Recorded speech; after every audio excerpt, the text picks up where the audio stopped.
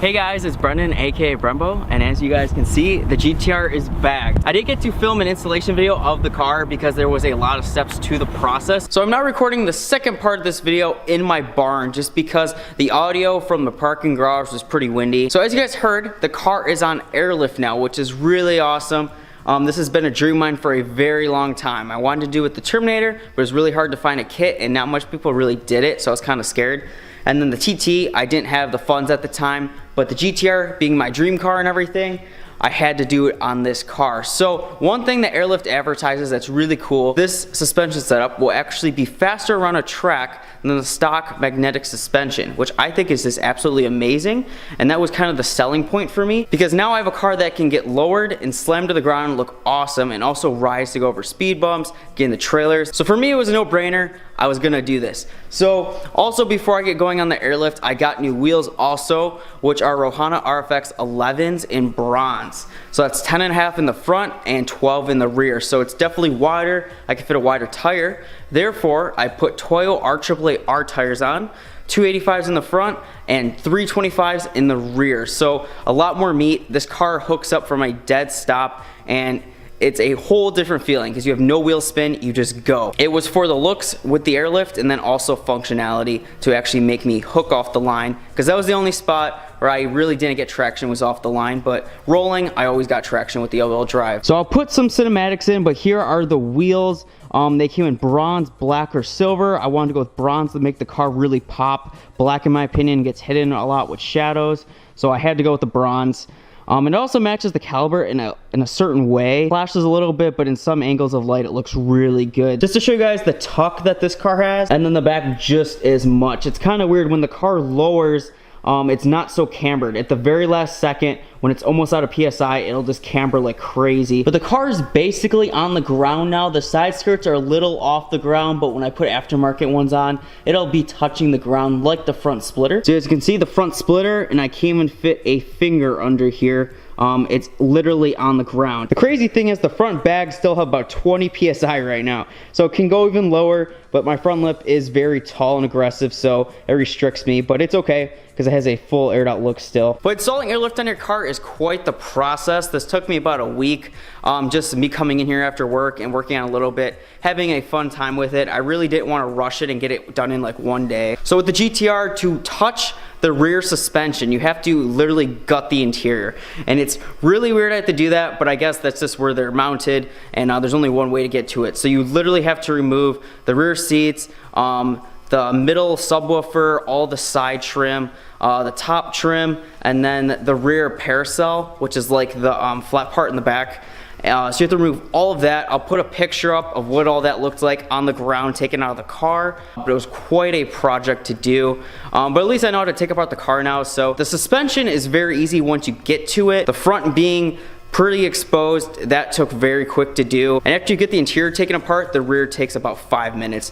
And then after that, really the airlines take quite a bit. I just really wanted to make sure nothing rubbed on it, obviously, to puncture it, and that it was located in a good area, so if I ever had to change a part out on the vehicle, that it wouldn't be in the way either. I've only got to drive this car once since the Airlift was installed, and that's to take some pictures. And just from that one experience driving it, it felt amazing. I have the dampening and rebound set to what Airlift suggests, so it drives really well. It doesn't feel any stiffer or softer than stock. So far it feels completely like stock, and you can have all this functionality. Obviously I haven't tracked the car. I might in the future just to test out how it does, but for now, just going on the road, doing some digs, doing some pulls, it feels exactly the same. So I'll show you guys the trunk setup really quick. It's nothing special. It's kind of hard to see with it being dark, but I basically traced out the trunk with a piece of cardboard and then cut out a piece of wood to fit this exactly so it cannot move. Therefore, it's not mounted to the frame or anything. It's just tucked in here very well. I got the tank exposed right in the front. And then I have the compressor, which I had in black. A lot of people get in chrome, but I just want it black to match a little bit better. And then you have the management. And the airlines are kind of routed through each of the sides of the trunk and just routed in front of the tank, which I really didn't want to do, and I will fix this in the future. Eventually I'll actually do a really nice setup, but I just wanted to get the car running and I'll be able to drive it. So this is what I have, which I think is pretty good for just an initial trunk setup for the car.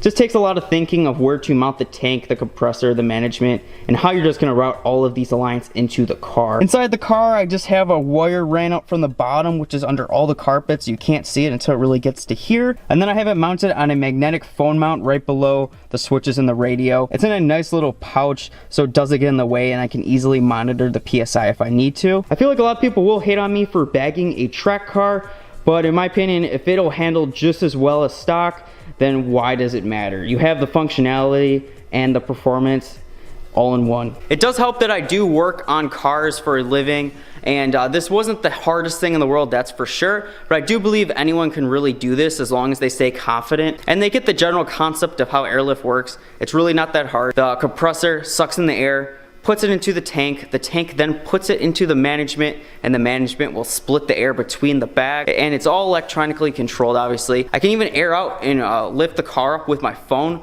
via Bluetooth. The only downside I would say to this whole kit is that the suspension button does not work anymore in the car, which is no big deal. You have rebound and dampening adjustments, which you never had before, and most Airlift kits don't even have both, just usually the dampening. So it's nice to have the rebound adjustment also, and that can be switched on the fly very easily, so you do not need the switch really. But that was the only downside that I really found. I apologize for not having the best lighting or area to film this car, but really it's snowing out and I have nowhere else. You can't really tell in video as much in person, but these Rohana wheels with the Airlift, in my opinion, is just breathtaking. This has been a dream of mine once again for so long, and it's crazy for it to come all together. Another hard part of the installation, I would say, is routing it from the tank, which is in the trunk, to the front of the car, to the front bags. So to do that, you would have to go through the firewall, and also to get to the battery, which is also in the front of the car, you have to go through the firewall. So some people use the grommet from the harness, cut a hole in that, which I didn't really want to compromise, so what I did was a little weird.